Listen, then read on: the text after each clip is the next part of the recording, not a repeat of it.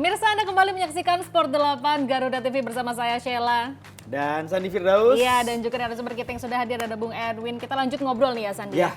Kalau kita flashback sedikit nih, Timnas Indonesia, perjalanannya yang mungkin sudah berdarah-darah, berjuang sejauh ini, meskipun belum memuaskan, mengecewakan begitu Bung, ya menyedihkan juga, kita semua sedih ya. Tapi bagaimana, kita boleh flashback dan review sedikit ini Bung, perjalanannya 2 tahun ke belakang. 2 tahun ke belakang itu berarti selama kualifikasi Piala Ya. Dunia ya. Dan selama kualifikasi itu kan pelatihnya bukan cuma satu gitu kan, ada pergantian pelatih. Ini kan mulainya dari round 1. Round 1 itu kan lawan Brunei. Brunei udah nggak usah dihitung lah ya. Brunei itu bukan negara yang beda. Iya, bukan saingan Indonesia lah di level sepak bola gitu. Masuk ke round 2. Round 2 itu kan sebenarnya Indonesia waktu itu masih dilatih oleh Coach Sintayong ya. Waktu itu sebenarnya Indonesia kan juga sempat mengalami kekalahan yang sangat telak lawan Irak. 1-5, mainnya di Basra, mainnya di Irak. Main di Indonesia di GBK kalah 0-2. Jadi artinya pernah juga mengalami masa-masa yang sulit gitu Indonesia ketika ditangani Coach Sintayong di round 2 gitu ya. Dengan skor seperti itu. Lawan Filipina di Filipina nggak menang juga 1-1. Jadi habis lawan Irak dihabisi 1-5 di Basra. Belum tentu menang juga pas lagi di Filipina. Iya. Jadi artinya ada masa-masa yang susah juga waktu ditangani oleh Coach Sintayong. Tapi kan setelah itu berprogres, pemain-pemain yang baru-baru yang diaspora itu masuk satu persatu, ada 2 masuk, ada 1 masuk, sampai akhirnya selengkap sebanyak sekarang gitu ya. Di round 2 oke, kita lolos dari round 2 ngalahin Vietnam, ngalahin Filipina ya. Kalah lawan Irak tapi tetap lolos. Di round 3 progresnya kalau menurut saya semakin oke gitu ya. Semakin oke gitu. Pertandingan pembuka kan langsung main di Arab. Arab itu kan untuk level Asia itu tim papan atas. Di Piala Dunia kemarin ngalahin Argentina. Ya, Argentina yang jadi juara dunia. Tapi kan dan pelatihnya juga ya, Bung Erwin ya. Kala itu kan Arab Herve Renard ya, Herve Renard. Dan waktu itu pertandingan pembuka di Arab bisa imbang 1-1 ya. Main lawan Bahrain 2-2, terus bisa menahan imbang Australia 0-0. Meskipun akhirnya kalah juga lawan Cina, tapi di round 3 itu kelihatan progresnya semakin baik.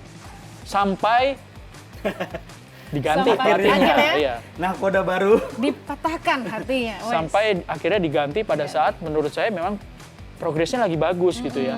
Untuk tim senior ya.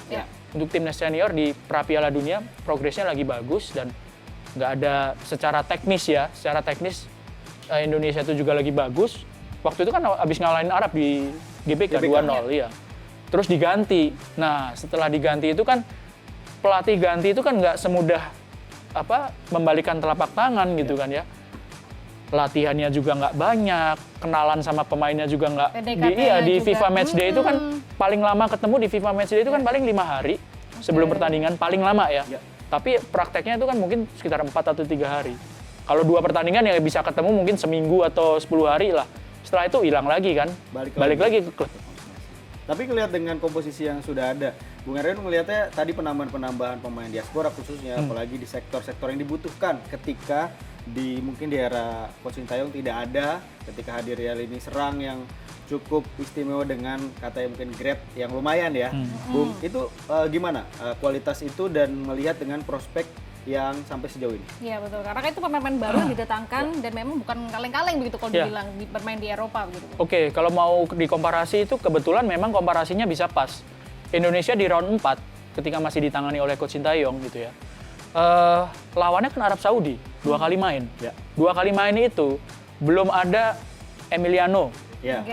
Belum ada Kevin Dix, belum ada Ole. Joey Pelupesi belum ada. Ini pemain-pemain yang sekarang sudah ada ketika menghadapi Arab Saudi kemarin.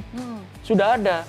Jadi pemain-pemain yang lebih lengkap, tapi skornya atau dengan cara mainnya kok kayaknya kurang greget ya? Iya, kurang greget. Tapi gitu. kan ada juga tanggapan Bung Erwin kalau ketika Arab juga berbenah. Ketika kemarin di hasil imbang dan kalah sama Indonesia, ketika sekarang berbenah dengan termasuk ngumpulnya udah lama bareng dan juga kebanyakan di Liga Arab, sedangkan kita kan tersebar gitu. Itu berpengaruh nggak sih Bung Erwin dengan kekuatan sekarang termasuk juga masuknya pelatih Everett Balik lagi dia balik ya. lagi untuk bernostalgia dan juga akhirnya membawa signifikan. Tadi saya juga sempat kesel ya Bung Erwin ya, Sila ngelihat dengan pernyataan dari pelatih Arab itu dengan dendamnya sudah terbalaskan. Padahal kan ya dilihat kita juga sebenarnya bisa menang Iya, loh, iya. gitu. Tapi mungkin belum beruntung ya Sandi ya. Gimana Bung Erwin? Ya ada pengaruhnya pasti ya. Dengan pelatih yang baru balik lagi ya. Terus mereka relatif lebih lama berkumpul. Mereka kan nggak kemana-mana. Yes. Orang mereka tuan rumah. Sementara pemain-pemain Indonesia itu kan harus ke Arab, dari sini ke Arab aja 7 jam. Perjalanan. Iya. Itu bikin capek juga ya. Ya pasti ada Fisiknya. pengaruhnya juga. Pemain-pemain dari Eropa juga harus ke Arab gitu kan. Itu yang pertama. Terus yang kedua, Arab itu sebelum round 4 itu mereka uji cobanya banyak loh. Dan Mereka ngeri-ngeri ya lawannya. iya, mereka lawan Republik Ceska. Habis itu lawan Makedonia Utara. Lawan Ceska itu 1-1, lawan Makedonia kayaknya kalah 1-2 apa menang 2-1 ya. Iya. Oh, oke. Terus mereka juga ikut di Gold Cup, ya kan? Lawan Haiti, lawan Amerika. Jadi banyak mereka uji cobanya. Iya, iya. Sementara Indonesia, Kuwait aja batal ke sini akhirnya kan. Akhirnya yang datang ke sini Taiwan sama Lebanon. Iya.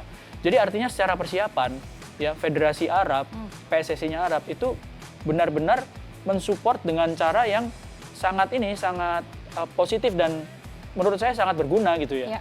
Karena mereka punya uji coba yang banyak itu dan ketemunya dengan lawan-lawan yang oke gitu.